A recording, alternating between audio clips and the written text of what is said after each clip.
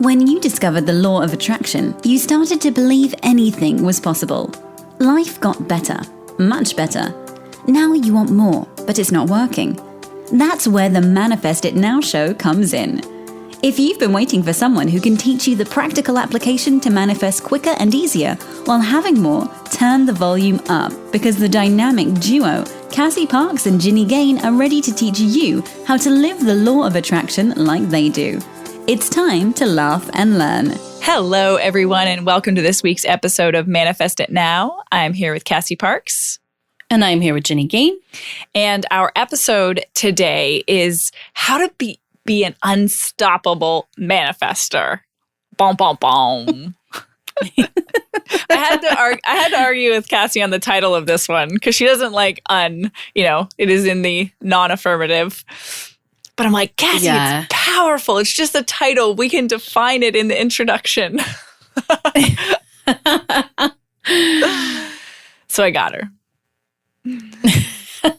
What are you excited about, Cass? Oh man, what am I excited about? Everything. I'm excited about new clients. I'm excited about the new levels my clients are getting to, which I feel like I said last week. I'm excited about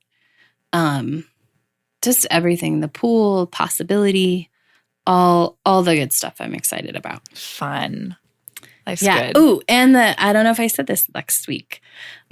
I'm excited too because we have 8 baby duck eggs out in front of our house. I know. So I'm excited about being patient with that journey and watching them and seeing when they hatch. It's been really fun because it was probably about a month ago, maybe 6 weeks ago, where a male and a female duck started showing up in our yard one day, and they were like wandering around. It was kind of like they were house shopping. Yeah. Oh my gosh, that's cute. Yeah, they were like wandering around, and Dee was like, I think they're I wonder if they're looking for a place to put a nest. And it was interesting because I never saw them sort of exploring in that depth again, but they would show up in the pool a couple times a day, like usually early morning and sometimes at night, and they'd just be, enjoying the pool. And so it's been fun to watch the process. And then I was doing something in the front yard, and I heard something fly from under the house, and then you can see, it's perfect. You can see out our downstairs window, like right into the nest. So that's fun. Yeah. Yeah. Getting to witness that beautiful thing happening. Yes. Mm-hmm. So I'm excited. What are you excited about?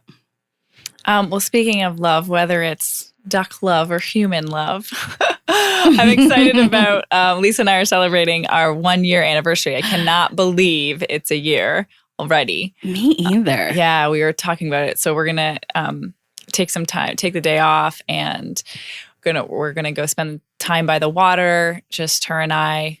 Although it's been just her and I all of quarantine, but it's a little different. New space. It is different, right? Yeah, creating space. And it's been a big year. We've done a lot of things. Those big kind of milestones that we think about in life have happened this year.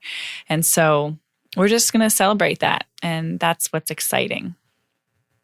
Oh, that's so exciting. Mm-hmm. I'm so happy. Yeah. Maybe we'll get out the boat that we bought your wedding and put it in the pool to celebrate your anniversary. Honor. Yes. I would love that. You can send us a picture. Okay. That was fun. It is amazing to think of, and I know we all get to times like this in the year, but to think of last year, life is pretty drastically different right now. Yes and no. Yes and no. It's interesting. But yeah, a lot of things were different. And it's nice to have that reflection, because then when we look forward, we're like, there's taking that same perspective. So much can change in a year. And that's exciting to think about. Yes. I know, both the possibilities and this is a lesson that a lot of my clients get, because so often when you're working with LOA, you think that what you want is so far away. Yeah. But what you don't realize is you usually already have so much of already you want. There's other things, right? But I love that you're so much is the same and so much is different.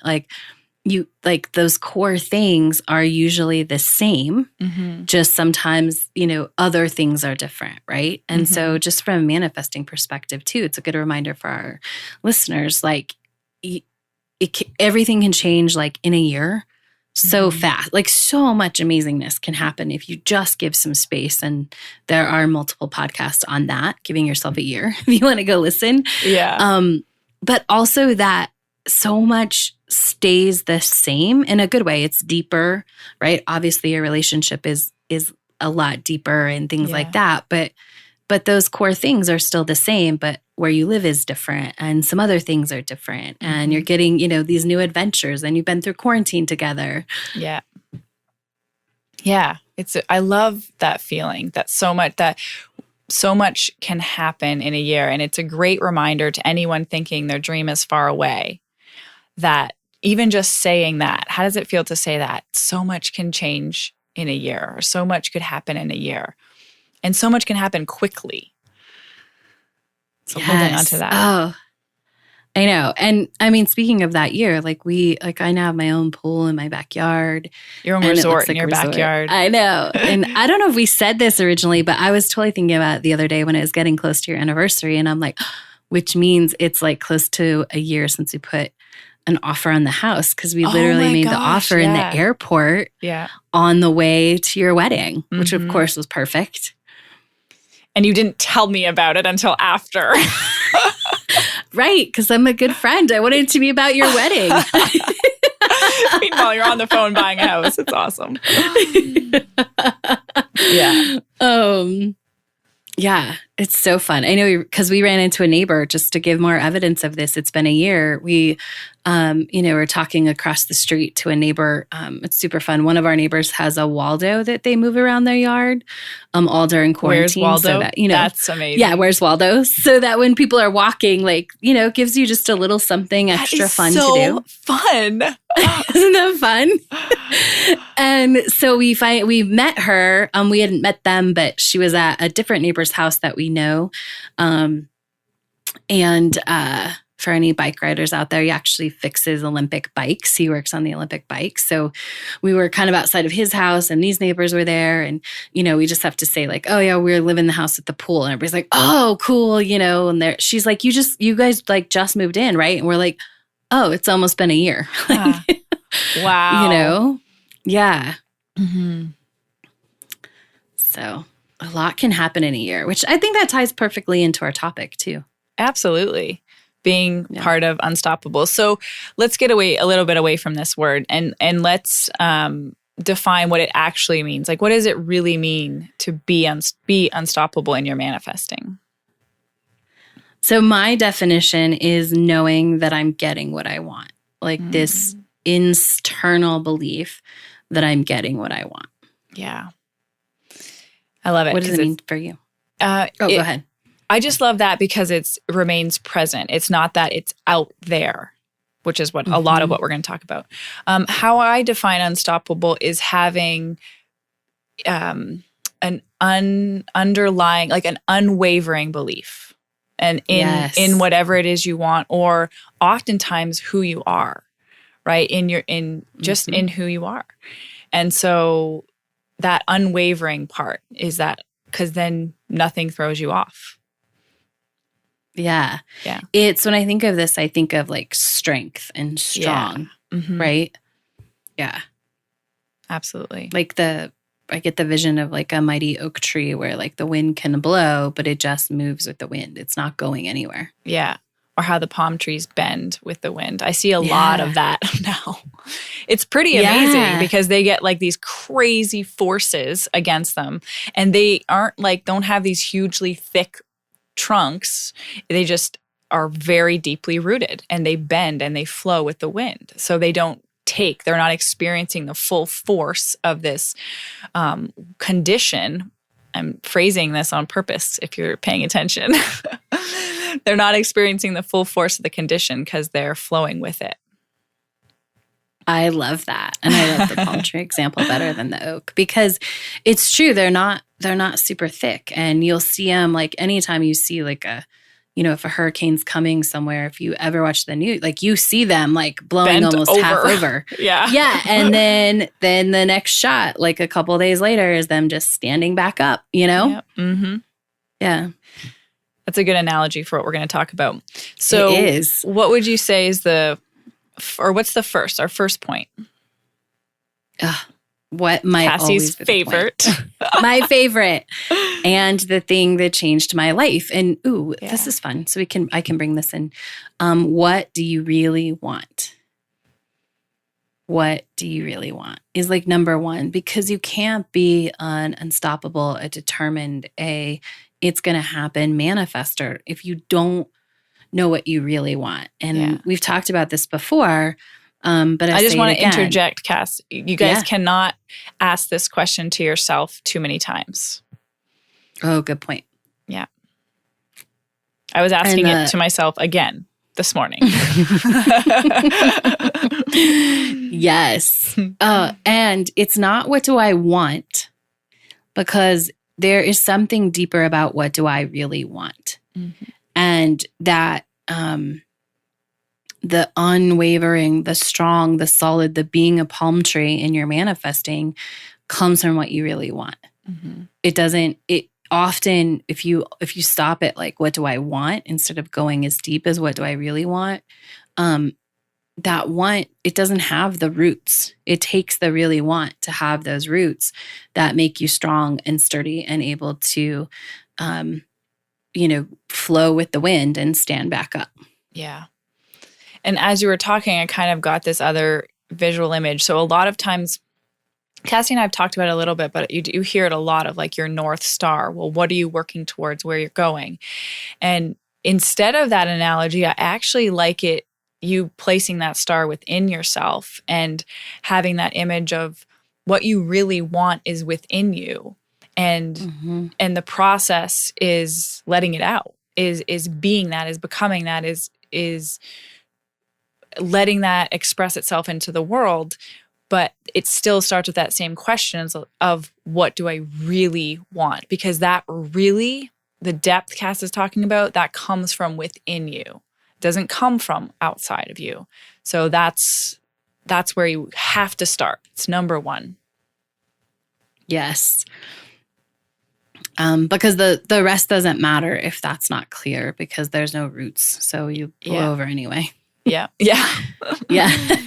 Yeah. Yeah. It's so fun. Like just thinking back. Go ahead. No, keep going. I was going to say, like, if you've listened for a long time, you know that the first time I asked myself this question is when I came back to, like, I really want to be financially independent. Because what I thought I wanted was a coaching business, which I do want and I love deeply, by the way. But beyond that, what I really wanted was my freedom, and I wanted to be financially independent. And that owning what I really wanted and going for that changed everything. And it gave me everything I wanted, by the way. So going and becoming financially independent gave me the coaching business that I have and I love today. Yeah. I just smile thinking about it. It's so true. And so let me ask you, just to help clarify, when people are asking or asking themselves, what do I really want? Do you think it always comes down to a feeling? Or do you think it is a thing, like an outside thing connected to that feeling? I think it's a thing. Yeah, I think for me, it's a thing. Okay. I mean, and I don't know if I'm willing in this moment. I'd have to maybe think about it if I'm willing to say it for everybody. But I think it is a thing or a being or I think it's a thing. Yeah. Yeah. When I think back of like what's guided me, I just had this huge aha. Okay, I'll share that later. Is what's guided me is wanting to be in love. Like wanting to find my person. And like, it's, you guys know this, not wanting to settle for anything less. So like I wanted everything I wanted in a partner. And that has led me to, my other desires or the things I've manifested have been a part of that, the freedom, independence in terms of being able to work from anywhere and traveling and the adventure and things like that. And so the business has been a perfect part of that. All my travel adventures have been a part of that. But it was that one desire driving that, I guess you could say pulling that, is because I needed to be who I really was in order to line up with that person. I needed to experience a lot of different things to clarify that desire, what it meant. Yeah. I think you've heard this story, but maybe not. I mean, it's all on the path to what I really want. So I'm like, I don't know if I can give, for me, it was a journey, but when I got really clear about what I really wanted was that freedom, was that moment. But what I had been going for before, like it was also like love in a relationship that led me to really start building my business because I had put on a vision board, like supports my work, meaning my business, my coaching. And there wasn't a lot of it at that time. I wasn't fully in it. You know, I was doing it when someone showed up, but I hadn't built it. And so I went to work to build my business because I knew I had to become that person. Yeah. And along the way, I remembered, like, what do I really want is that freedom. So yeah, I don't know how that plays into your original question, but I just think that's important information. Yeah. So that's number one. That is where you always start. And don't be shy to ask yourself that again. And again and again, as Ginny mentioned. Always. Even I just had an aha as we were talking about it. Like there's something that's sort of been rolling around in my head. And like when we come back to this conversation of what do you really want, I'm like, oh yeah, there's the answer. Like, yeah, that's it. Oh man, that's cool. Okay, let's move to number 2. So what's that second thing? Like knowing your power. Yeah. So what does that mean to you? It's that I don't. It's knowing like I have the power to create whatever I want. Yeah. Period. It's just like, that's your power. You have the power to create whatever you want. And you have to know that. To be an unstoppable manifestor, you have to know that. And so I think this is an important moment. I want to talk a little bit and see what your thoughts are. Yeah. I think there's a difference between knowing and believing. Yes. And in this case, you can know, but you don't have to believe yet. You can just know and have that knowing, like, I can create, I do have the power to create whatever I want, without sort of this analysis of, do I believe it's 100% true, and trying to force that belief into existence. Yes. If you don't, you can know you can without believing yet. These words are so tricky because, like, I know, depending how you define them, because I agree with you in terms of not forcing the belief. I don't think it is necessary for you to believe 100% that what you want is possible until, and I believe you trust, it's almost like you trust the belief, but you do have to believe a little bit at a time, and you let that belief grow and grow and grow as you develop your strength in knowing your power. And so it's the same kind of thing with knowing your power.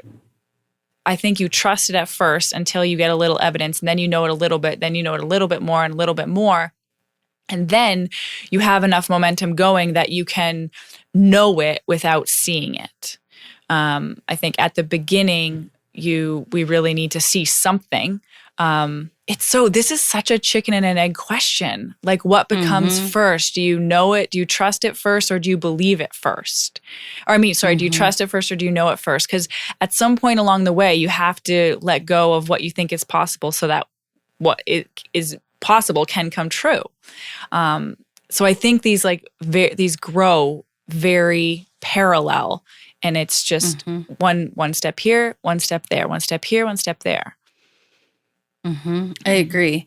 And I think listening and as we're having this conversation, like one of the things for me that's really true is that there's this this knowing that I have the power can be separate from all the trust and the belief. Like those do come, but just know, and I hear it from my clients, which is why, like, just me too. Like, I think I've always known or at some point I figured out I could create, right? And with my clients, it's a lot of like, I will hear this, like, I know I can create it. I just didn't believe it yet. Yeah. Or, I didn't know how, which is really also part of the believing, right? Yeah. So I totally agree. And I think just that knowing. So if you're getting caught up in sort of trying to force that belief, you might want to come to this step of just, how do I find that knowing that I can create whatever I want. Yeah. And I think I would hazard a guess that anyone who reaches out to us, Cass, that feeling, if you resonate with what we're saying, if you're listening to the podcast and you're like feeling like it's a resonance with what we're saying, with this idea, I would say that is the knowing. So there's something inside of you that is resonating with this idea that we could, create a reality and have what you want. Then that's the seed of that knowing. It's already there within you, and it's just nurturing that to get to grow. Yes. And then I love that, because you're right. Like, if you're here, you do know that on some level. Yes. And so kind of going back to my initial point is, I would then definitely don't know that you know and trust that you know, and don't try to wrangle the belief. Yes. Know that you know, and know that it's there, and know that it will grow. Yeah. Just by you being here, we know that you know on some level, and that's more than enough for right now. Yeah. Oh my gosh, that's so exciting. Right? Yeah. Yeah. I know. Someone just breathed a big sigh of relief as they were listening. So this comes into play so often along your journey of manifesting, because it's one of those basics that you have to come back to. Like, sometimes even just reminding all my clients of things like, remember, you can have everything you want. They're like, oh yeah. And then the problem's gone, right? Because they know they're grounded in that knowing, oh yeah, I can create what I want. And then it just resets you. So you have to know your power to be unstoppable. And it doesn't mean you don't forget it sometimes, but when you're reminded of it, you know it and it's there. Yes.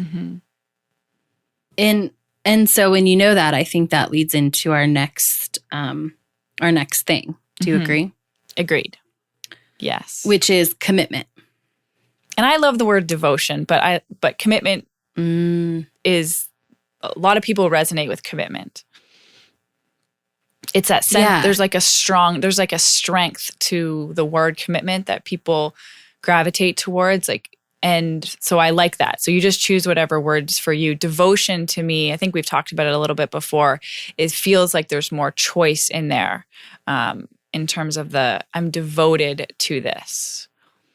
Yeah. And I love this because this is totally where you get to choose, right? And so I love the word devotion just on so many levels.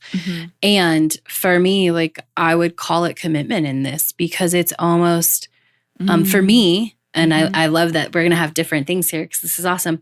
It's more about it not being a choice. Taking the choice away. No, I am so committed. I'm not going to give myself a choice to sort of not be moving toward what I want. Yeah. And that's powerful.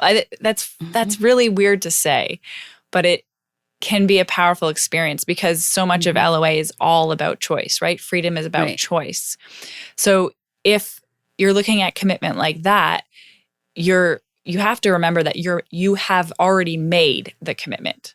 So that was your choice. So it's not like you're locked in, because you got to remember, I made this choice. This is what I wanted. Part of me thinks you get to keep making the choice. But I know what you're saying, because when we're working with the brain, often giving it too many choices is screws us up too much. Yes, right? It's easier to take a different path, Yeah. And I think that's why for me, you know, it's like this commitment to this, I've made this choice. And obviously I could make a different choice and commit in a different area. But when what I want is what I want, which is, you know, freedom and to live a life I love, like that commitment drives everything else because there is no more choice for anything else. Yeah.